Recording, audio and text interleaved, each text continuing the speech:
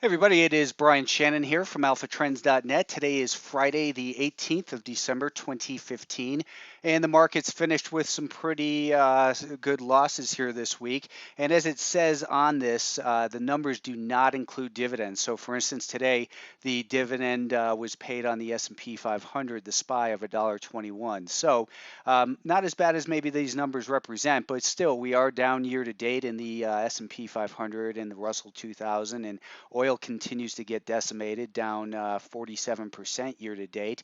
And let's take a look at the numbers here, the charts rather. The S&P 500, we know we had the Fed this week as the catalyst, and it seemed as though we were getting a nice bounce to kind of put a cushion underneath the market prior to that. Coming into this week, there was a lot of nervousness that we were going to continue lower after last week's sell-off, but we had bounced on Monday, Tuesday, and Wednesday.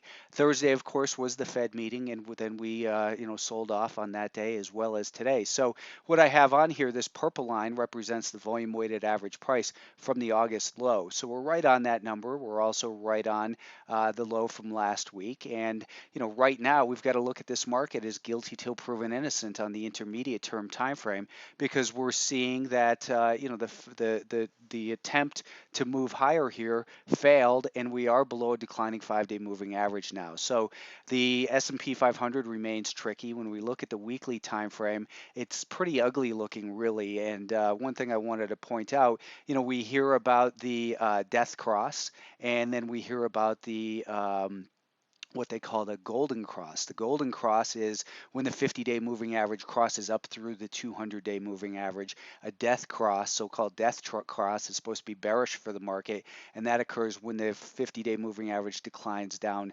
through the 200-day moving average. So if we take a look at a vertical line here and show exactly where those crossovers came, Thursday was our so-called bullish event, and that's when we had the 50-day cross up through the 200, and this was our so-called bearish day. So if we take a look at the prices where those levels occurred, these are supposed to be right in here. This is supposed to be a bearish event, and this is supposed to be a bullish event. So the point is, don't pay too much attention to that sort of thing. Listen to price action. We've got this volume weighted average price from the August low. That's our emotional low that we've seen this year, and therefore we may find support in here, but there's zero evidence of it so far. If we take a look at, from that low, let's just erase that.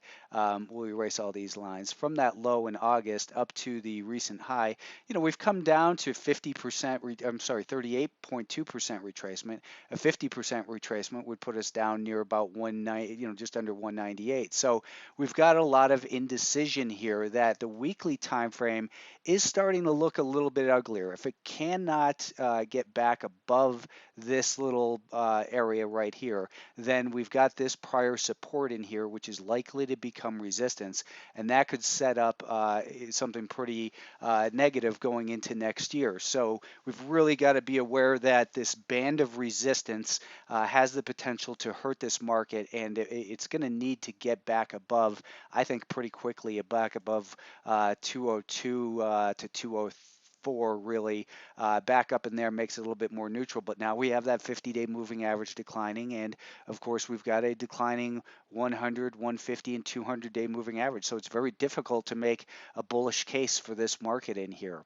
So going into next week, I don't have any idea. I look at it and say we've got a downtrend on the intermediate term. I certainly don't want to buy into this yet, and we've got a lot of uncertainty here on the longer term time frame. So we're going to have to really shorten time frames next week and wait for more evidence from the market before we can say here's what it looks like it's going to do. But for now, going into next week, it's guilty till proven innocent.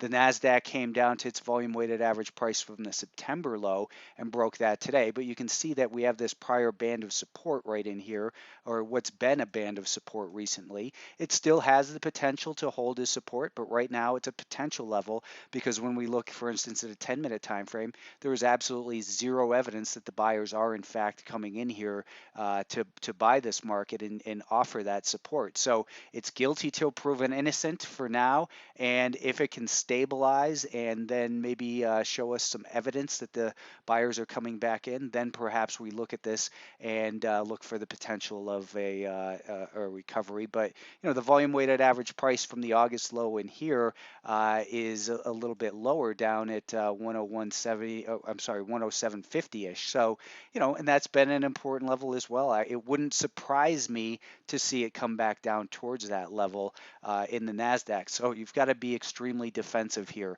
I know it's a seasonally bullish time of year, but price evidence is not saying that that's going to happen this year. Those are good guidelines: seasonal bullishness, seasonal bearishness. Those are good guidelines to say, be on the alert that there's the potential for bullishness. But if the price action doesn't say so, confirm it, then you've got no business being a buyer in here. The Russell 2000 is the most concerning market, in my opinion, because we had seen that this market closed real weak last week, had a nice little bounce in here, but then on Thursday, as we gapped up, that was met with selling into this prior band of support, and now we're showing another lower low, and this is our band of resistance right now, that if we see the market get back up towards here, we're not going to trust rallies up into that zone. It's the potential to become resistance. Now, if it were to rally up through it and then pull back and create a higher low, maybe it will save a recovery in here. But when you look at the weekly time frame and you see that we are below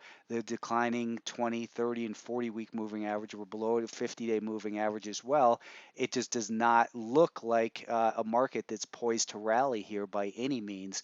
We've got a declining 5-day moving average. We had a little bit of a bounce, but it met resistance where it was supposed to find resistance. So it's guilty till proven innocent, and very difficult to get enthusiastic about. By the way, next week I'm going to have a free webinar. I don't know which day, but I will email it to people who are on my email list, and I will also tweet it out. So if you're watching this on YouTube, either get on the email list or look out for Twitter. But what I'm going to do is something different. I'm going to go through some of the bigger losers in 2015 and show people what to avoid, because if we're starting to get into this bearish type of mode right now, and again, is it a bull market or is it a bear market is really relevant to your time frame. But at the end of the year, it's a good time to review and say, here's what some good lessons are learned from stocks that have really gotten decimated, and there's some great examples. So hopefully that'll be a good learning experience. So keep your eyes out for that. But the environment for the Russell 2000 is clearly bearish right now. Does that mean it's in a bear market? The definition of a bear market supposedly is down 10%. So I think those definitions are kind of foolish.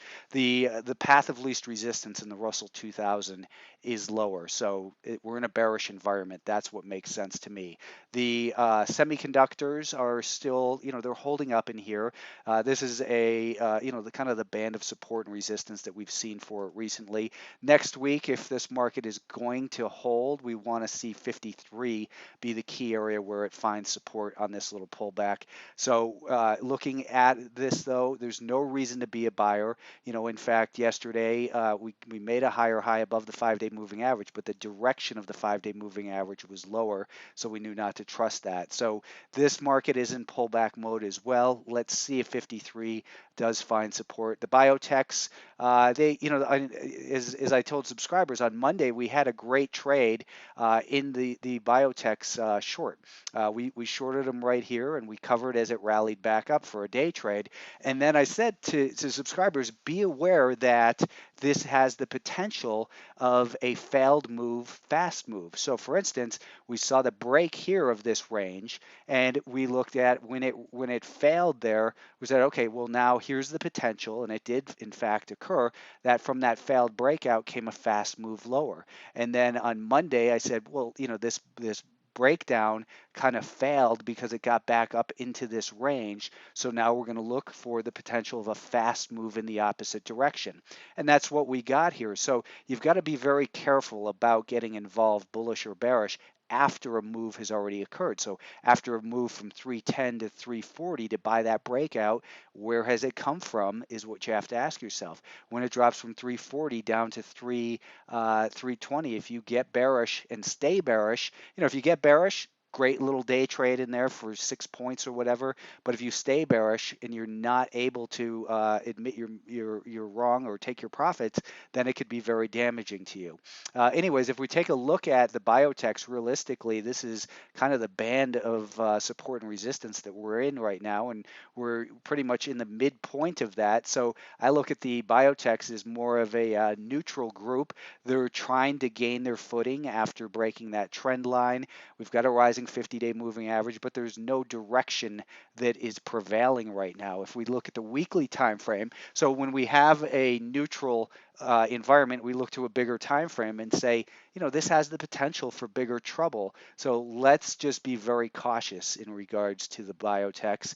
Apple is down for the year. It closed out last year at 110.38. That was the close for 2014. So right now, if it was to close here, then then it's down $4 for the year. And there's no stock that is immune to the cyclical forces of the market. And we talked about this last week that getting back to where we were right here looked similar to this. And was it going to continue lower? And it's been a pretty devastating couple weeks in here for the longs in Apple. And no stock is immune to the cyclical forces of money coming in and out of the market.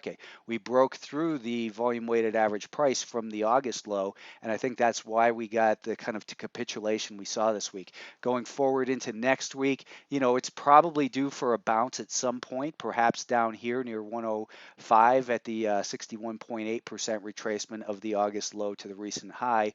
But it's in a bearish environment here in Apple, and you look at that short position increasing. The shorts are right. They are right for getting involved on the short side. It doesn't mean it's always going to be that way, but Apple is in a bearish environment. This is what happens to every single stock. Now, Apple, of course, could drop down a similar amount and then make the next big move higher. Simply not here to predict, but to look at it and say, here's the potential scenarios, here's the path of least resistance on whatever time frame it is that you're looking at, and then getting involved from there and managing risk first and foremost.